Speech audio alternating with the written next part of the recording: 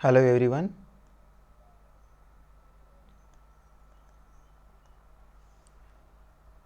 Hello. Okay. Hello everyone. Good morning सभी को. आज की 1 मिनट. मेरी वॉइस क्लियर अगर आ रही हो तो यस टाइप करें सभी स्टूडेंट.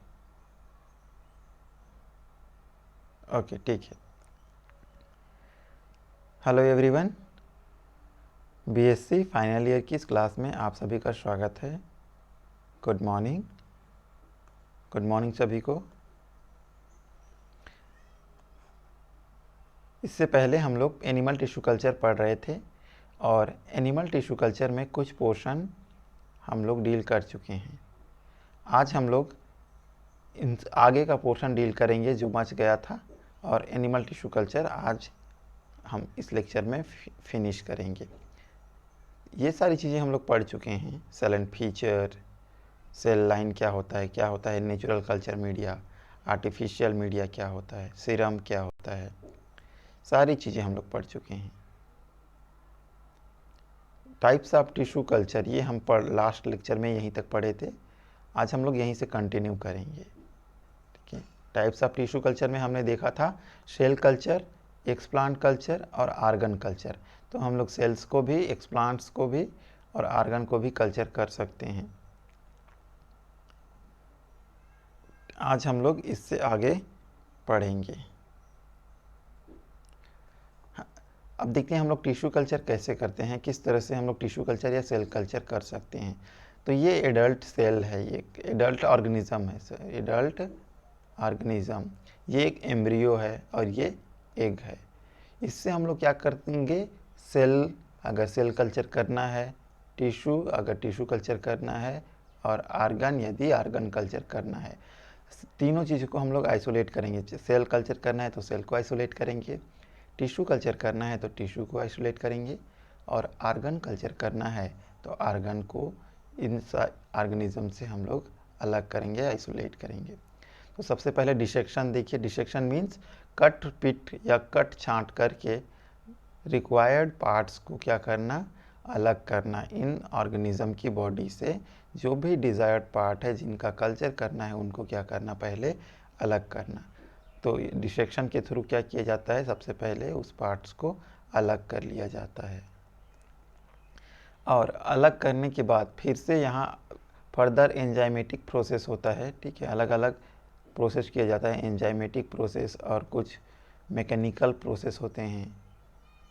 उन मैकेनिकल प्रोसेस के थ्रू इनको फर्दर फाइन कट किया जाता है. तो एंजाइमेटिक प्रोसेस के थ्रू, तो यहाँ आप देख रहे होंगे एंजाइम डाइजेशन. तो एंजाइम्स का डाइजेशन कराया जाता है जिससे जो सेल्स रहते हैं वो अलग हो जाएं इन टिश्यू से. सपोज़ ठीक है, ये मास ऑफ सेल्स हैं, अगर इनमें से हमको किसी पर्टिकुलर सेल्स को आइसोलेट करना है तो क्या किया जाता है, एंजाइम का यूज़ किया जाता है और मेनली ट्रिप्सिन का यूज़ किया जाता है. ध्यान रखिएगा, ट्रिप्सिन एंजाइम का यूज़ किया जाता है. ट्रिप्सिन क्या करता है, जो भी एक्स्ट्रा सेलुलर मैट्रिक्स प्रोटीन होते हैं उनको कट कर देता है और इस तरह से जो सेल्स होते हैं वो अलग हो जाते हैं और सेल्स को हम लोग कल्चर करते हैं. तो यहाँ एंजाइम के डाइजेशन के पश्चात इस तरह से सेल अलग हो गए हैं और इन सेल्स को हम लोग रॉक्स बॉटल में कल्चर करा रहे हैं. तो इसको हम लोग बोलेंगे सेल कल्चर. सेकेंड प्रोसेस में देखिए. ठीक है, अगर एक्सप्लांट हमको आइसोलेट करना है तो इनको और छोटे छोटे क्या करना पड़ेगा, चॉप करना पड़ेगा, काटना पड़ेगा. ठीक है. तो यहाँ फाइनली चॉप किया गया है और फाइनली लास्ट में किसी भी एक्सप्लांट को लेकर यहाँ पर क्या किया गया है, प्राइमरी एक्सप्लांट कल्चर किया गया है. वहीं अगर हम लोग आर्गन कल्चर कर रहे हैं तो सपोज़ पर्टिकुलर आर्गन को, और अलग अलग इक्विपमेंट होते हैं एनिमल टिश्यू कल्चर में, उन इक्विपमेंट के थ्रू ठीक है सूटेबल साइज़ में कट किया जाता है ताकि जो रेस्ट ऑफ द पार्ट हैं या फिर बॉडी या आर्गन के जो भी रेस्ट ऑफ द पार्ट हैं वो हट जाएं. और यदि हम किडनी को कल्चर करा रहे हैं तो केवल और केवल किडनी यहाँ पर कल्चर हो. तो फर्दर फाइन डिसेक्शन किया जाता है और फाइन डिसेक्शन करने के बाद इनको ठीक है कल्चर मीडियम में कल्चर कराया जाता है. ठीक है. तो इस तरह से आपने सेल कल्चर भी देखा, एक्सप्लांट कल्चर भी देखा और आर्गन कल्चर भी देखा. अब हम लोग कुछ कॉमन सेल लाइन, ठीक है, सेल लाइन के बारे में देखते हैं कि किस तरह से दिखते हैं और क्या क्या सेल लाइन होते हैं। सेल लाइन कहने का मतलब क्या है? सेल लाइन मीन्स ऐसे सेल्स, ठीक है, जिनको हमने क्या किया है, मेंटेन किया है। सपोज ये ऑर्गेनिज्म की बॉडी है, ठीक है। अब ऑर्गेनिज्म की बॉडी से हमने क्या किया, सपोज यहाँ मैं बात कर रहा हूँ ल्यूकेमिया सेल्स को, ठीक है। कैंसरस सेल को आइसोलेट किया गया और कैंसर सेल को आइसोलेट करके इनको कल्चर मीडियम में मेंटेन करके रखा गया है, कल्चर मीडियम में मेंटेन करके रखा गया है। और यहाँ पर केवल और केवल कैंसर सेल हैं, किसी दूसरे प्रकार के सेल नहीं हैं, ओनली और ओनली कैंसर सेल।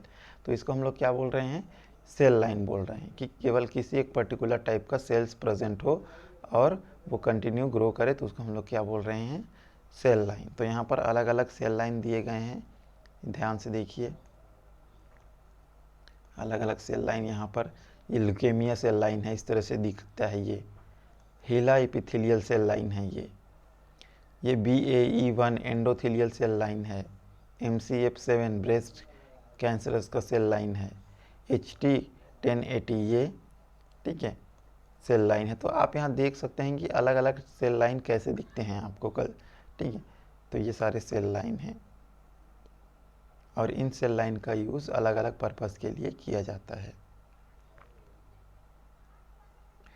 अब क्रायो प्रिजर्वेशन, ठीक है, एक इम्पोर्टेंट प्रोसेस है जिसको हम लोग बोलते हैं क्रायो प्रिजर्वेशन। अब व्हाट इज़ क्रायो प्रिजर्वेशन, क्या होता है क्रायो प्रिजर्वेशन? तो आप सभी को पता होना चाहिए कि क्रायो प्रिजर्वेशन क्या होता है। मैं ब्रीफ में बताऊं, डिस्कस करूं, इसको इंट्रो बताऊं। तो क्रायो प्रिजर्वेशन में क्या किया जाता है कि प्रिजर्व करके रखा जाता है, ठीक है। ऐसे टेम्परेचर में रखा जाता है जो हमारे सेल लाइन होते हैं, ऑर्गन या टिश्यूज़ को, ताकि वो ख़राब ना हो, डिटेरियोरेट ना हो, ठीक है। उनको लंबे समय तक हम लोग स्टोर करके रख सकें और बाद में जब भी उसकी ज़रूरत हो उसको हम लोग यूज़ कर सकें, ठीक है। लंबे समय तक क्या किया जाता है, लंबे समय तक एक निश्चित टेम्परेचर पे क्या किया जाता है, स्टोर करके रखा जाता है, ताकि बाद में इसको क्या किया जाए, यूज़ किया जाए। तो इसको हम लोग बोल रहे हैं, इसी मेथड को बोलते हैं क्रायो प्रिजर्वेशन। आप अभी कोरोना वैक्सीन को सुन रहे होंगे बहुत, जो भी कोविड की वैक्सीन है, कोविड की क्या है, वैक्सीन है। अब जो कोविड की वैक्सीन है, क्या कर रही है कोविड की वैक्सीन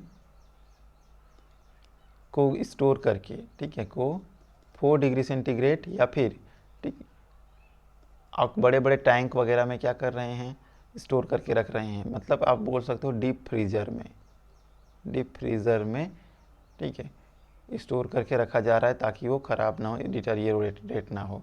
क्योंकि जहाँ से ये मैन्युफैक्चर हो रही है वहाँ से, ठीक है, ग्राउंड लेवल तक लाने के लिए, वैक्सीनेशन सेंटर तक पहुँचाने में क्या होता है, बहुत टेम्परेचर ऊपर नीचे हो सकता है, इसलिए। और टेम्परेचर कम ज़्यादा होगा तो क्या होगा, इसकी एक्टिविटी ख़राब होगी। इसीलिए इसको क्या किया जाता है, ये इसकी एक्टिविटी ख़राब ना हो और बाद में हम लोग इसको यूज़ कर सकें, इसलिए इनको बड़े बड़े फ्रीज़र, डीप फ्रीज़र वगैरह में रखा जाता है ताकि इसकी जो फंक्शन है वो डिटेरियोरेट ना हो। तो देखते हैं क्रायो प्रिजर्वेशन में कौन कौन से स्टेप्स होते हैं, किन किन स्टेप्स को फॉलो करना पड़ता है। Remove the growth medium, wash the cell by phosphate buffer saline and remove the phosphate buffer saline by aspiration. तो सबसे पहले क्या किया जाता है, कल्चर मीडियम को रिमूव किया जाता है, ये सारी चीज़ों को रिमूव किया जाता है, उनको फॉस्फेट बफर सलाइन से वॉश किया जाता है। Dissociate the cell by trypsin, cells को ट्रिप्सिन से डिसोशिएट किया जाता है, अलग किया जाता है। Dilute the cell with growth medium, और सेल्स को फिर ग्रोथ मीडियम से डायल्यूट किया जाता है, ठीक है, ताकि सेल्स की विस्कोसिटी बनी रहे। Centrifuge at 200 gravitational force for 5 minute and RT and remove the growth medium by aspiration. अब 200, ठीक है, 200 ग्रेविटेशनल फोर्स पर क्या करते हैं, सेंट्रीफ्यूज करते हैं और 5 मिनट बाद जो भी रेसिडुअल सबस्ट्रेट होते हैं उनको रिमूव करते हैं और रिमूव करने के बाद नेक्स्ट प्रोसेस करते हैं। Resuspended the cell in 1 to 2 ml freezing medium containing DMSO। ठीक, अब सेल्स को क्या किया जाता है, सेल्स को ध्यान रखना 1 से 2 ml का DMSO सोल्यूशन होता है, उसमें क्या किया जाता है, ठीक है, DMSO सोल्यूशन में क्या किया जाता है, इसको मिक्स किया जाता है। ठीक है, अब DMSO क्या है, ये क्रायो प्रोटेक्टेंट की तरह काम करता है। ठीक है, क्रायो प्रोटेक्टेंट की तरह, क्रायो प्रोटेक्टिंग की तरह क्या, ठीक है। अगर हम लोग इसमें DMSO ऐड नहीं किए तो ये आइस क्रिस्टल बनने लगेंगे इसमें। ठीक है, क्या आइस क्रिस्टल बनने लगेंगे, और आइस क्रिस्टल बनेंगे तो क्या होगा, सेल डेथ हो सकती हैं। इसलिए सेल्स को सबसे पहले इन DMSO के साथ सॉल्यूबल करके रखा जाता है ताकि आइस क्रिस्टल का फॉर्मेशन ना हो।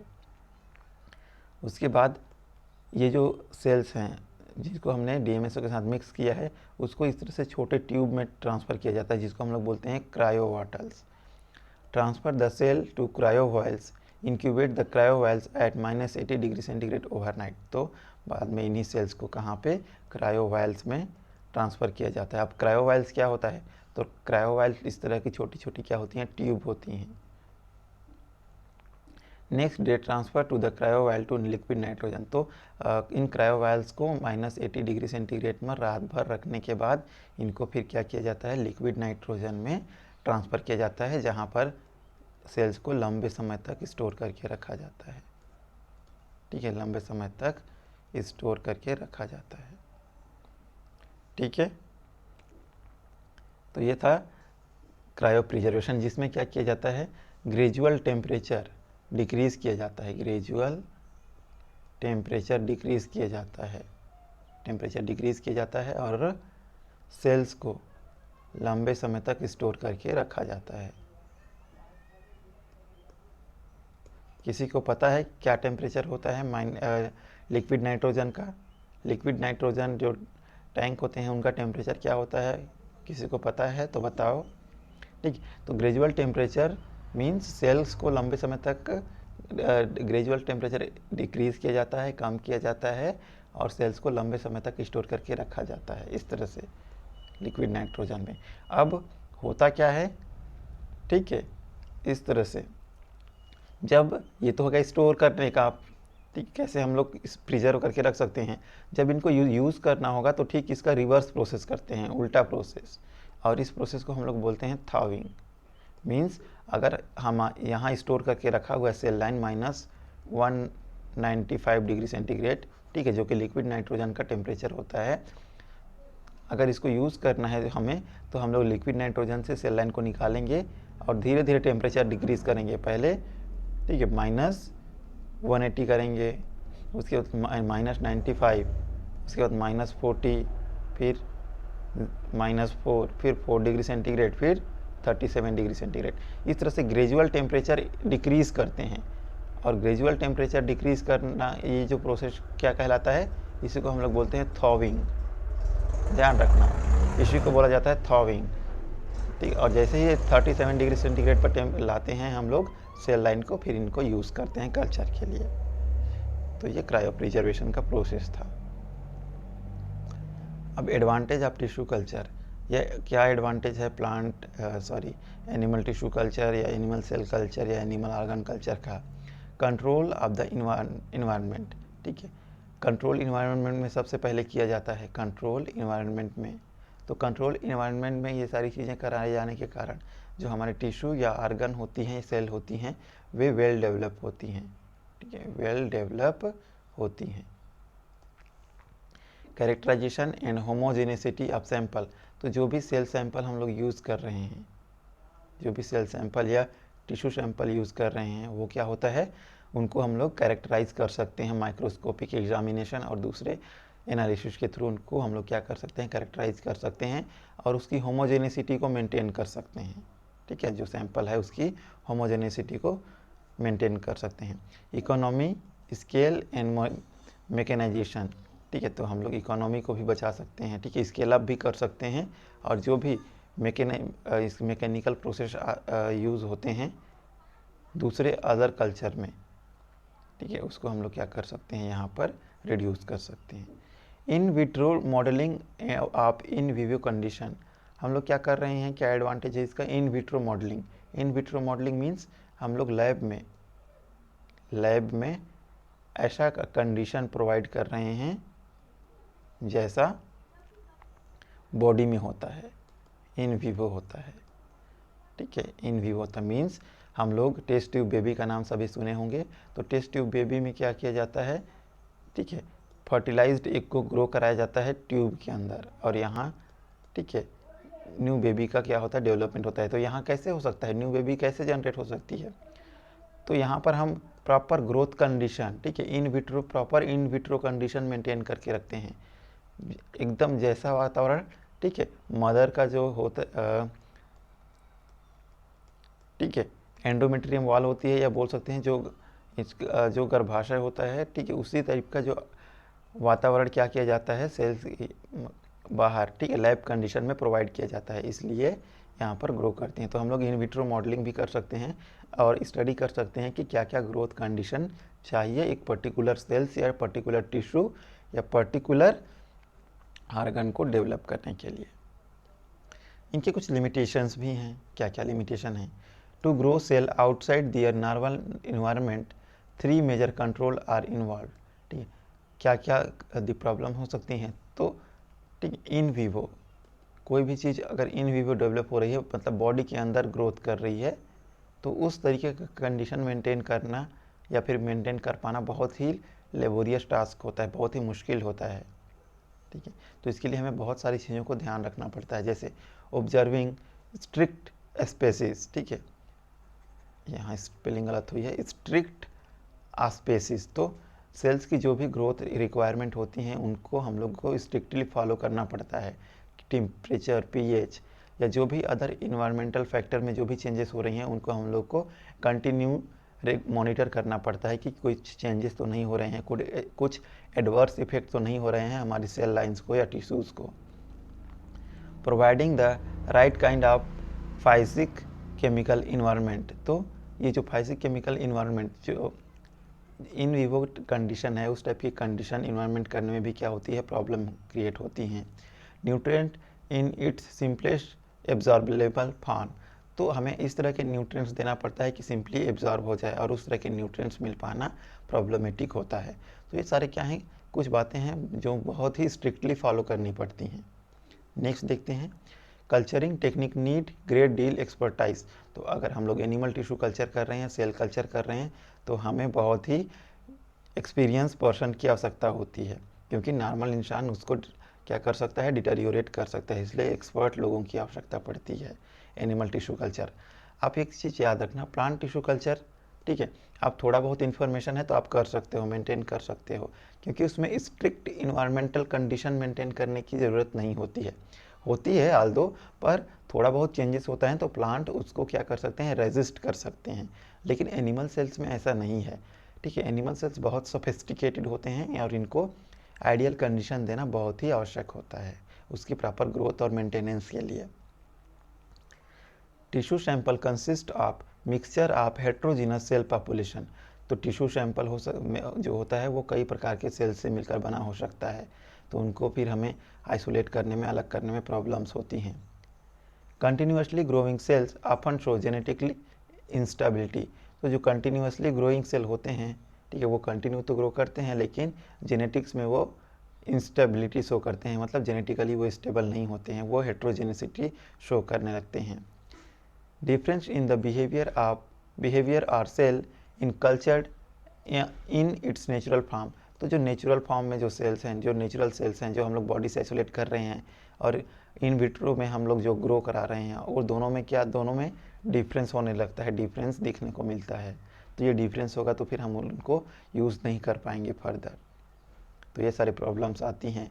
Should include proper balance of the hormone, ठीक है, तो जो भी ग्रोथ हार्मोन्स हैं, ग्रोथ हार्मोन्स हो गए, ठीक है, ग्रोथ फैक्टर हो गए,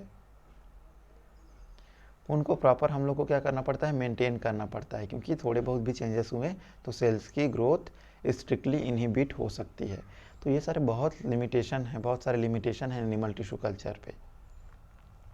आल्दो एनिमल टिश्यू कल्चर बहुत सारे लैब्स में की जाती हैं। अब एनिमल टिश्यू कल्चर की क्या एप्लीकेशन है या एनिमल सेल कल्चर की क्या एप्लीकेशन है? Excellent model system for studying. तो सबसे पहले एक्सीलेंट मॉडल सिस्टम है स्टडी करने के लिए। होता क्या है, हम लोग बहुत सिंपल मेथड में इसको समझने की कोशिश करें कि किस तरह से स्टडी करने में हेल्प करता है। तो अभी ठीक है, कोरोना की वैक्सीन आई है। जब कोरोना की वैक्सीन डेवलप हो रही थी, ठीक है, तो डेवलपमेंट के दौरान इसको डायरेक्टली ह्यूमन पे हम लोग यूज़ नहीं कर सकते, ठीक है, डायरेक्टली ह्यूमन पे अप्लाई नहीं कर सकते। इसके लिए कई सारे क्या होते हैं, ट्रायल करने पड़ते हैं, कई सारे क्या करने पड़ते हैं, ट्रायल करने पड़ते हैं। और इसका इफ़ेक्ट देखा जाता है कि इसका क्या कोई नेगेटिव इफ़ेक्ट तो नहीं पड़ रहा है या कोई पॉजिटिव इफ़ेक्ट पड़ रहा है, तो किस तरह से पड़ रहा है, और नेगेटिव इफ़ेक्ट पड़ रहा है तो किस हद तक पड़ रहा है और क्या फर्क पड़ रहा है। तो इसलिए सबसे पहले क्या किया जाता है, इसी को कोरोना जो वैक्सीन होती हैं इनको ट्रायल किया जाता है। और ट्रायल डायरेक्टली हम ह्यूमन के ऊपर नहीं कर सकते, क्यों, कोई भी ह्यूमन, ठीक है, अपनी जान की जोखिम नहीं डालेगा कि लो मुझ पर ट्रायल करो, ऐसा भी कोई नहीं बोल सकते। तो इसीलिए सब क्या किया जाता है, सेल तैयार किया जाता है, सबसे पहले सेल लाइन, ठीक है, और सेल लाइन पर इन्हीं वैक्सीन को क्या किया जाता है, ट्राई किया जाता है, ठीक है। वैक्सीन को कहाँ इंट्रोड्यूस कर दिया, इसी सेल लाइन में, ठीक है, और इसी सेल लाइन पर हमने देखा कि कोई एडवर्स इफेक्ट या कोई नकारात्मक प्रभाव तो नहीं पड़ रहा है। तो सबसे पहले इन्हीं में स्टडी की जाती है, और अगर इसमें ओके है, सेल लाइन्स पे सारी चीज़ें ओके हैं, ठीक ठाक हैं, तो फिर इसको फिर ह्यूमन ट्रायल किया जाता है, ह्यूमन ट्रायल किया जाता है।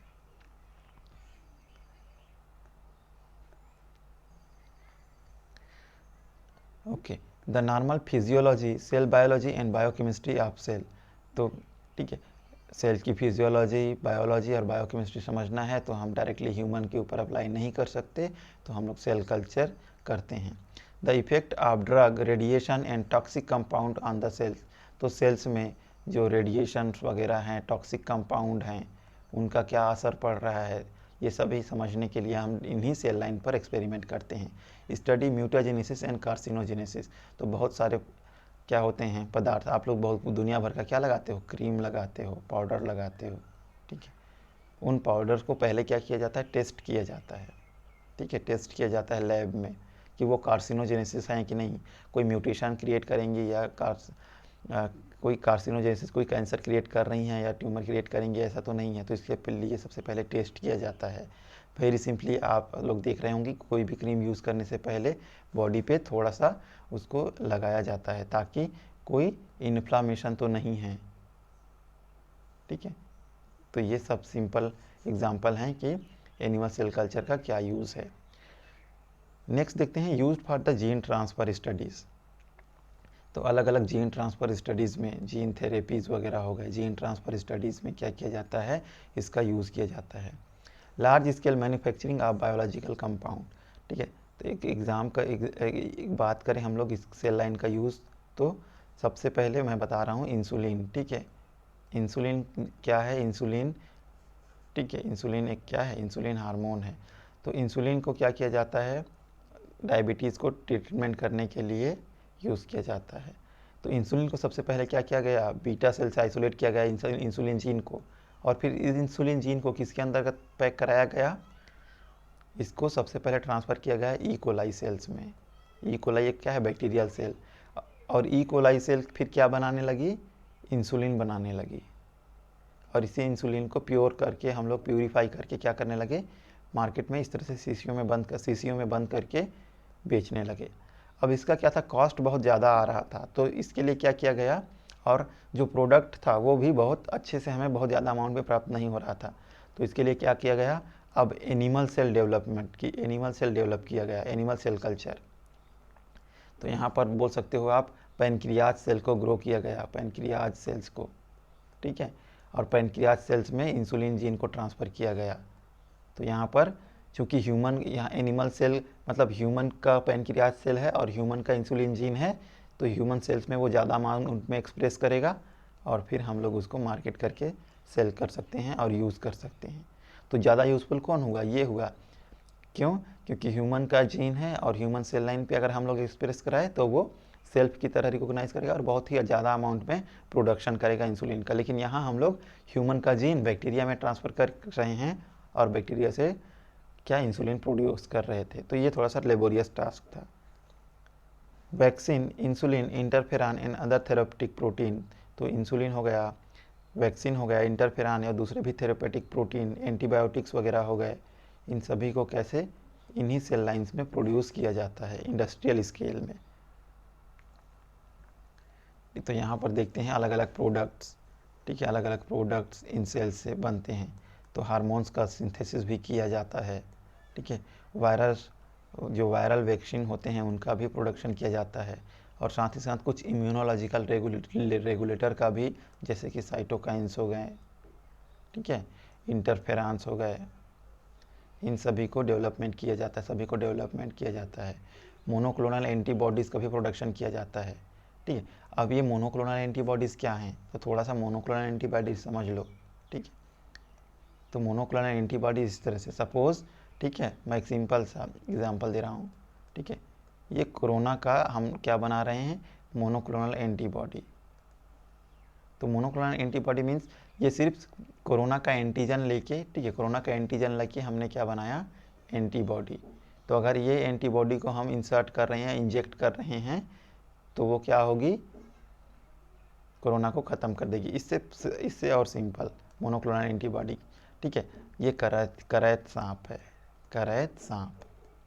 अगर करैत सांप क्या करता है, काटता है तो इंसान की डेथ हो जाती है। तो करैत सांप का जो वेनम होता है, ठीक है, जो एंटीजन होता है जिस करैत सांप का, उस एंटीजन को टारगेट करके क्या किया गया है, मोनोक्लोनल एंटीबॉडी बनाई गई है, ठीक है, MAB बनाई गई है। और MAB क्या होता है, MAB मीन्स मोनोक्लोनल है, मीन्स ये सिर्फ और सिर्फ करैत सांप के अगेंस्ट में काम करेगी।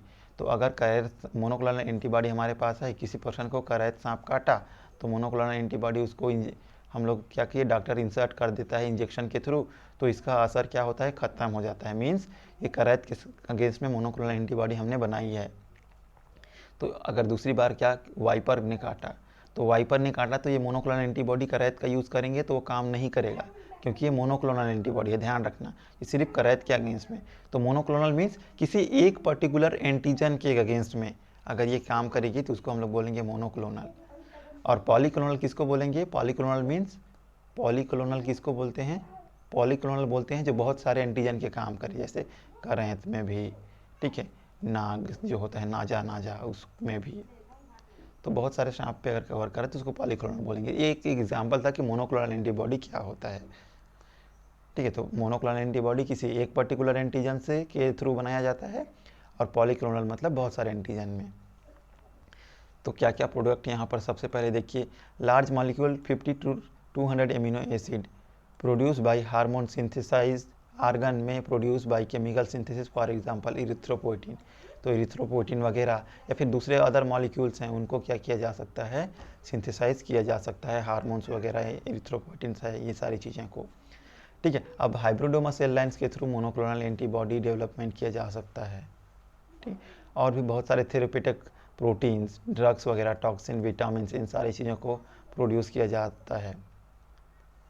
इंटरफेरॉन, इम्यूनोलॉजिकल रेगुलेटर में इंटरफेरॉन, एंटीकैसरस, ग्लाइकोप्रोटीन हो गया, ठीक है, लिम्फोकाइनिन्स, इंटरल्यूकिन, इन सारी चीज़ों को प्रोड्यूस किया जाता है।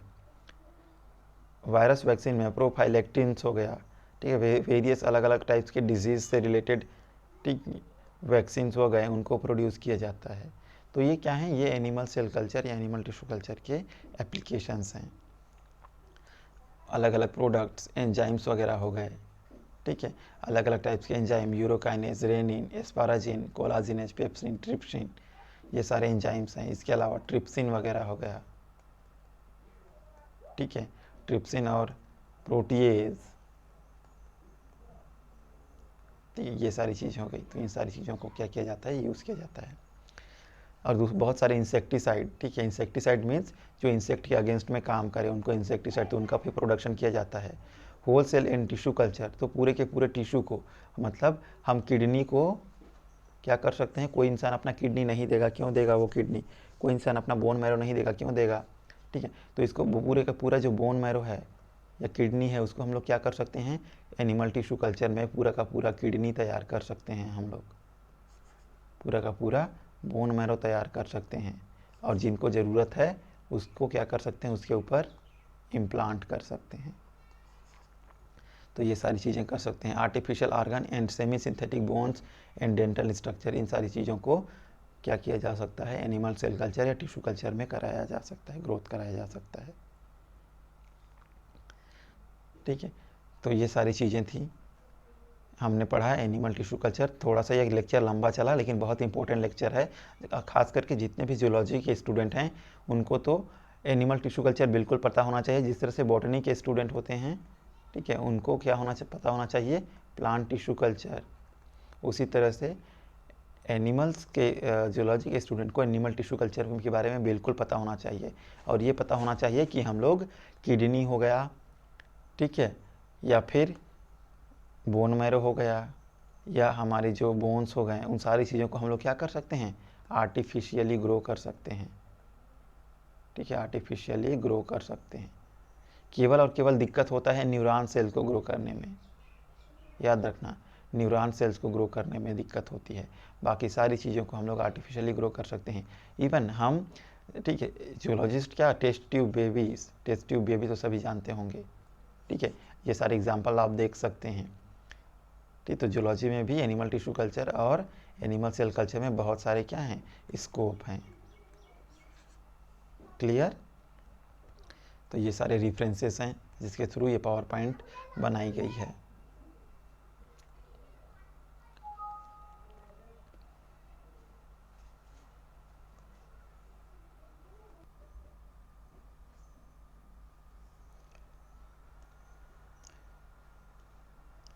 तो अगर आपको एनिमल टिश्यू कल्चर से कोई भी क्वेश्चंस होगा, कोई भी आपके डाउट्स होंगे, तो आप कमेंट्स बॉक्स पे टाइप कीजिएगा, उन डाउट्स को मैं क्लियर करने की कोशिश करूँगा।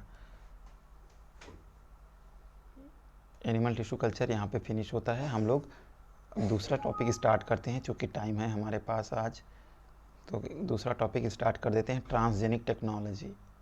ठीक है, ट्रांसजेनिक का भी आपका पोर्शन है, तो ट्रांसजेनिक टेक्नोलॉजी के बारे में हम लोग डिस्कस करना शुरू कर देते हैं।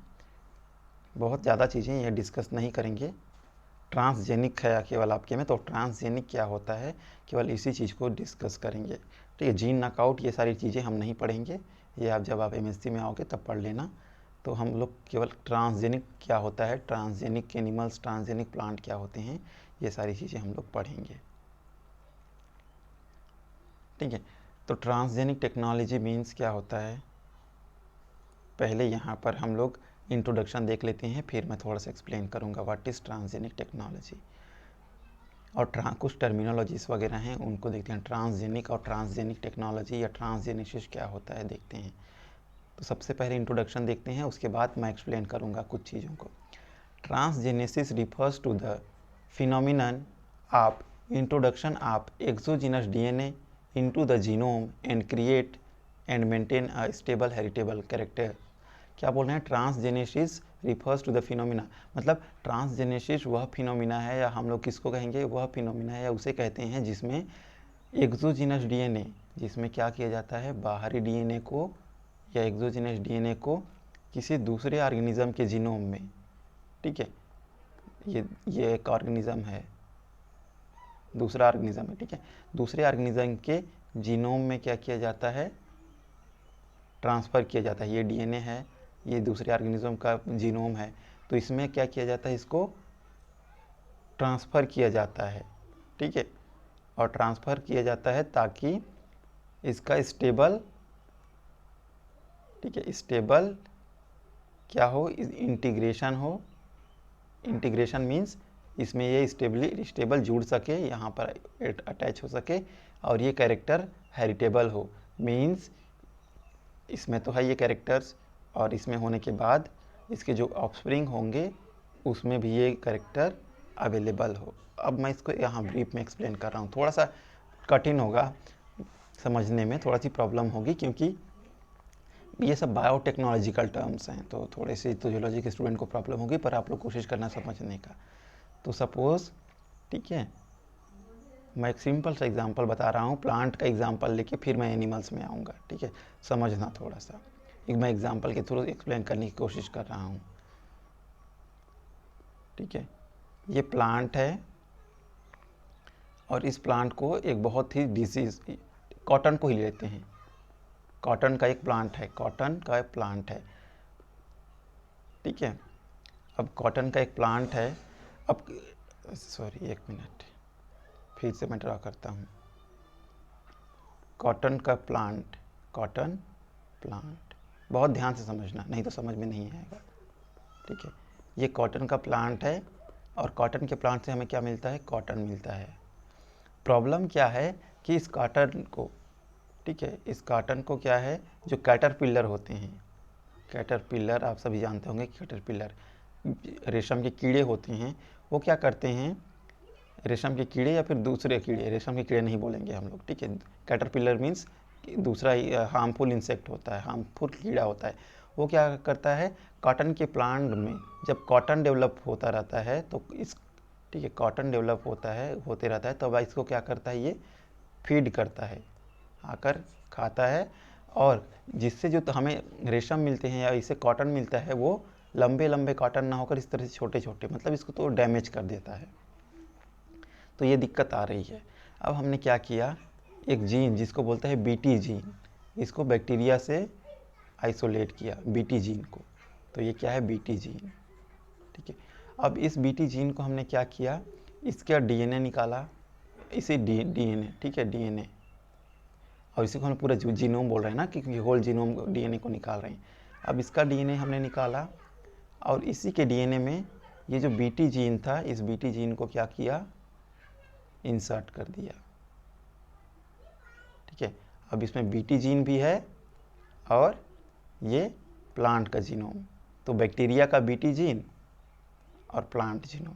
अब इस पूरा का पूरा स्ट्रक्चर है, इसको हमने कहाँ ट्रांसफ़र कर दिया, एक प्लांट में, कॉटन प्लांट के सेल में, कॉटन प्लांट सेल में इसको ट्रांसफ़र कर दिया, ठीक है। इस तरह से इसको ट्रांसफ़र कर दिया कॉटन प्लांट सेल के अंदर। अब ये सेल क्या करेगा, ग्रोथ करेगा, ग्रोथ करेगा और ग्रो करके इससे प्लांट बनेगा, और प्लांट बनेगा तो ये प्लांट क्या देगा, सीड देगा, ठीक है। अब सीड से हम लोग जब नए फिर से प्लांट उगाएंगे, नए प्लांट उगाएंगे, तो बहुत सारी इस तरह से प्लांट ग्रोथ होंगे, ठीक है। अब इन सारे प्लांट में क्या, ये बीटी जीन भी आ चुका है, बीटी जीन इन सारे प्लांट में आ चुका है।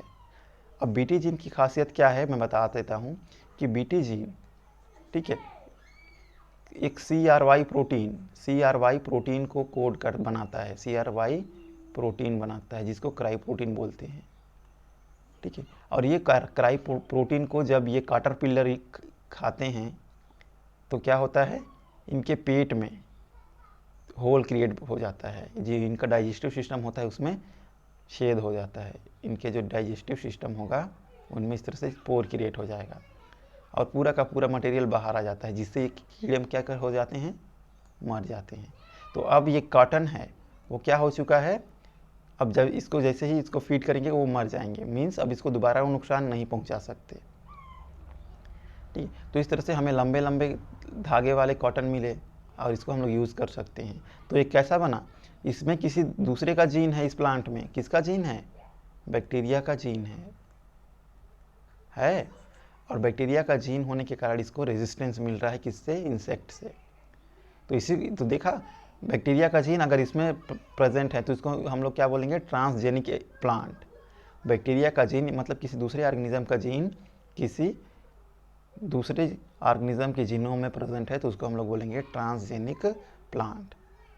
अब समझ में आ गया ट्रांसजेनिक क्या है, ओके, सभी को अब समझ में आ गया होगा। तो इसी को हम लोग बोलते हैं ट्रांसजेनिक टेक्नोलॉजी। और ट्रांसजेनिक और ट्रांसजीन क्या है, इस चीज़ को हम लोग यहाँ पढ़ते हैं। तो 3 टर्म्स हैं, फर्स्ट तो ट्रांसजेनेसिस, नेक्स्ट है ट्रांसजेनेसिस। तो ट्रांसजेनेसिस किसको बोलते हैं, तो ट्रांसजेनिक बनाने की ट्रांसजेनिक बनाने का जो प्रोसेस होता है, जो पूरा का पूरा प्रोसीजर होता है उसको हम लोग क्या बोलते हैं, ट्रांसजेनेसिस। ठीक है, अब ट्रांसजेनिक, अब यहाँ एक वर्ड आया ट्रांसजेनिक। अब ये ट्रांसजेनिक क्या है, ट्रांसजेनिक क्या है, तो ट्रांसजेनेसिस के थ्रू, ठीक है, जो प्लांट बना या एनिमल बना उसको हमने क्या कहा, तो उसको हमने कहा ट्रांसजेनिक। क्लियर। एक और वर्ड ट्रांसजीन। ठीक है, ट्रांसजीन। अब ये ट्रांसजीन क्या है, तो ट्रांसजेनेसिस में क्या करते हैं हम लोग, इसी जीन को, मतलब एक ऑर्गेनिज्म का जीन, मतलब बैक्टीरिया का जीन कहाँ गया, कॉटन प्लांट में। तो ये जीन क्या कहलाएगा, जिस जीन को हम लोग ट्रांसफ़र करेंगे वो क्या कहलाएगा, वो कहलाएगा ट्रांसजीन। ठीक है, वो कहलाएगा क्या, ट्रांसजीन कहलाएगा। तो ये तीन टर्म्स, ट्रांसजेनेसिस, ट्रांसजेनिक और ट्रांसजीन, आप समझ में आ गया होगा सभी को। ठीक है, इस सभी को समझना बहुत ज़रूरी है, तभी आगे समझ में आएगा।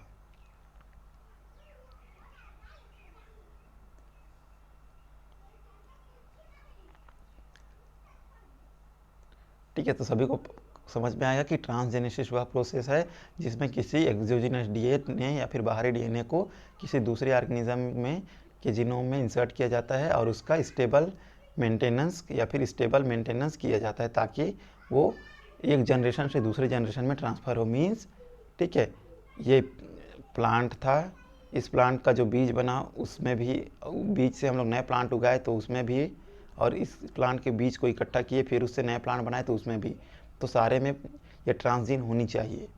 ठीक है। Second, the foreign DNA that introduced is called transgene. तो जो भी फॉरेन डीएनए था जिसको हम लोग इंट्रोड्यूस करा रहे थे किसमें, कॉटन में, तो उसको हमने कहा ट्रांसजीन।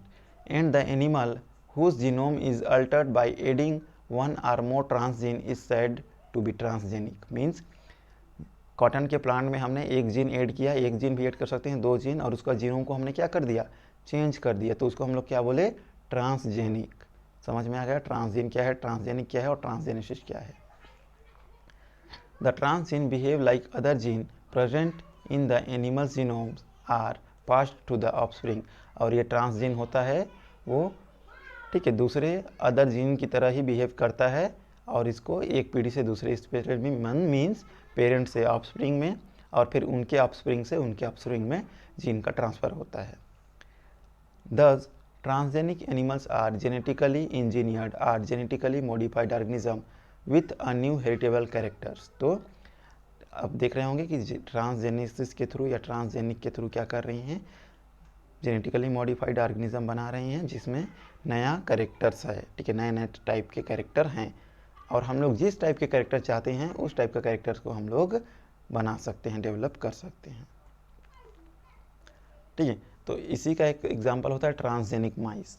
अब ट्रांसजेनिक माइस क्या होता है, ट्रांसजेनिक माइस जैसे आपने देखा होगा कि जूलॉजी में, ठीक है, जूलॉजी में क्या है, एनिमल्स के ऊपर प्रैक्टिकल करना बंद है। आप लोगों का डिसेक्शन वगैरह तो नहीं था फाइनल ईयर में, लेकिन सेकेंड ईयर में था, तो आप लोग डिसेक्शन वगैरह नहीं किए होंगे, लेकिन फिर भी बहुत सारी स्टडीज़ के लिए ट्रांसजेनिक माइस का यूज़ किया जाता है क्योंकि हमारे पास कोई अल्टरनेट तरीका नहीं है, तो इसलिए ट्रांसजेनिक माइस बनाया गया है। ठीक है, अब ट्रांसजेनिक बनाने के भी अलग अलग तरीके हैं एनिमल्स में। ठीक है, तो क्या क्या तरीका है, तो सबसे पहले मैं यहाँ पर एक्सप्लेन करूँगा, बस थोड़ा थोड़ा एक्सप्लेन करूँगा। माइक्रो इंजेक्शन की पहला तरीका है माइक्रो इंजेक्शन। ठीक है, जिसको हम लोग बोलते हैं DNA micro injection. Micro injection में क्या किया जाता है मैं बता रहा हूँ, सिंपल सा देखना, ये क्या है, फर्टिलाइज्ड एग है। ठीक है, फर्टिलाइज्ड एग है, तो जिस जीन को ट्रांसफ़र करना होगा, ठीक है, जिस जीन को ट्रांसफ़र करना होगा हमें, उस जीन को क्या किया जाता है, इस तरह से, ठीक है, एक ट्यूब में तैयार कर लिया जाता है और इंजेक्शन में, माइक्रो इंजेक्शन में उसको एक सॉल्यूशन में भर लिया जाता है। ठीक है, तो सपोज़ ये जीन है, इस जीन को हमें ट्रांसफ़र करना है, तो इस जीन को हमने एक माइक्रो इंजेक्शन में ले लिया, तो micro pipette with solution of DNA, तो बहुत ही फाइन इंजेक्शन होता है, उनके थ्रू क्या किया जाता है, इसको भर लिया जाता है इस माइक्रो इंजेक्शन में। तो इस ये माइक्रो इंजेक्शन में डीएनए को भर लिया गया है। अब एक होल्डिंग पिपेट होता है, बहुत ही सोफिस्टिकेटेड, सोचो हम लोग फर्टिलाइज एग को होल्ड कर रहे हैं, तो बहुत ही सोफिस्टिकेटेड इंस्ट्रूमेंट होता है, इसके थ्रू इसको हम लोग होल्ड करते हैं और इसमें डीएनए को इंजेक्ट करते हैं। अब डीएनए क्या होता है, इसमें जाकर इसके जीनोम में, ठीक है, इसका जो भी जीनोम होता है उसमें जाकर इस तरह से जुड़ जाता है, ठीक है। अब इसको हम लोग क्या करते हैं, इसको हम लोग इम्प्लांट कर देते हैं, इम्प्लांट कर देते हैं और इम्प्लांट कर देते हैं तो इससे जाइगोट बनेगा, इससे क्या बनेगा, न्यू बेबीज़ बनेंगे या फिर न्यू ऑर्गेनिज्म बनेगा, उसमें नए प्रकार का कैरेक्टर्स होगा। याद रखना ह्यूमन में नहीं किया जाता है, ह्यूमन में मना है, ठीक है, ह्यूमन में कुछ भी करना, ठीक है, इथिक्स है, तो हम दूसरे ऑर्गेनिज्म में करते हैं, ठीक है, ह्यूमंस में ये सारी चीज़ें इथिक्स हैं। यहाँ एक एग्जांपल देखो, जैसे मैं बता रहा हूँ सबसे पहले कि माइक्रो इंजेक्शन के थ्रू कैसे किया जाता है। तो ये क्या है, ये फीमेल माइस है, ये मेल माइस है, ठीक है। फीमेल माइस एग रिलीज़ करेगी, मेल माइस स्पर्म रिलीज़ करेंगे, दोनों का क्या होगा, दोनों का फ्यूज़न होगा और फर्टिलाइजेशन के थ्रू क्या बनेगा, जाइगोट बनेगा। तो ये क्या है, फर्टिलाइज्ड एग, देख रहे होंगे। अब इसी फर्टिलाइज्ड एग में क्या किया जाता है, डीएनए को इंजेक्ट किया जाता है, ठीक है। फर्टिलाइज्ड एग में क्या किया जाता है, डीएनए को इंजेक्ट किया जाता है। यहाँ देख सकते हैं जीन ऑफ इंटरेस्ट, तो इस डीएनए को हम लोग क्या कर रहे हैं, फर्टिलाइज्ड एग में इंजेक्ट कर रहे हैं। अब जैसे ही फर्टिलाइज्ड एग में डीएनए को इंजेक्ट कर दिया जाता है, इस एग को इम्प्लांट कर दिया जाता है स्यूडो प्रेग्नेंट माउस में। किसमें, स्यूडो प्रेग्नेंट माउस। अब ये स्यूडो प्रेग्नेंट माउस क्या होता है, ठीक है, स्यूडो प्रेग्नेंट माउस या जिसको हम लोग बोलते हैं फॉस्टर मदर, ठीक है, फॉस्टर मदर या स्यूडो प्रेग्नेंट माउस। और फॉस्टर मदर मीन्स, ठीक है, उसका खुद का वो एग नहीं है, लेकिन वो क्या कर रही है, उसको कंसीव कर रही है, ठीक है, for the generation of organism. तो इसको हम लोग बोलेंगे स्यूडो प्रेग्नेंट मदर, ठीक है। तो इसमें ये नकली माँ है ना, ये जो नकली मदर है, नकली मदर माइस है, उसके ऊपर क्या कर रहे हैं हम लोग, इसको इम्प्लांट कर रहे हैं इसके यूटेरस में, ठीक है, इस माइस के यूटेरस में इस एग को इम्प्लांट कर रहे हैं। अब ये क्या करेगी, ये बहुत सारे माइस जनरेट करेगी, यहाँ देख सकते हो बहुत सारे माइस बना, ठीक है। और इन माइस में भी हो सकता है कि कुछ माइस में ऐसे हों जिसमें ये डीएनए जो ट्रांसजेनिक बना हो, मतलब डीएनए गया हो, ये ट्रांसजेनिक है। और कुछ माइस ऐसा हो सकते हैं कि ट्रांसजेनिक नहीं है, मतलब वो जीन गया भी नहीं है, ऐसा भी हो सकता है। तो इसको क्या किया जाता है, फर्दर इनका डीएनए निकाल कर, ठीक है, जेल इलेक्ट्रोफोरेसिस की जाती है, जेल इलेक्ट्रोफोरेसिस की जाती है और पता लगाया जाता है कि ये ट्रांसजेनिक हैं या नहीं हैं। और जो ट्रांसजेनिक होते हैं उन्हीं को बाद में यूज़ किया जाता है, ठीक है, अलग अलग पर्पस के लिए। तो ये था डीएनए माइक्रो इंजेक्शन मेथड के थ्रू कैसे हम लोग ट्रांसजेनिक डेवलपमेंट करते हैं, ठीक है। बाकी और सारे बहुत सारे मेथड्स हैं, बाकी का जो भी मेथड्स है उसको हम लोग दूसरे लेक्चर में कंप्लीट करेंगे, ठीक है। बहुत ही इंटरेस्टिंग टॉपिक है, बिल्कुल इसको आप बहुत अच्छे से समझने की कोशिश कीजिएगा, ठीक है। Thank you.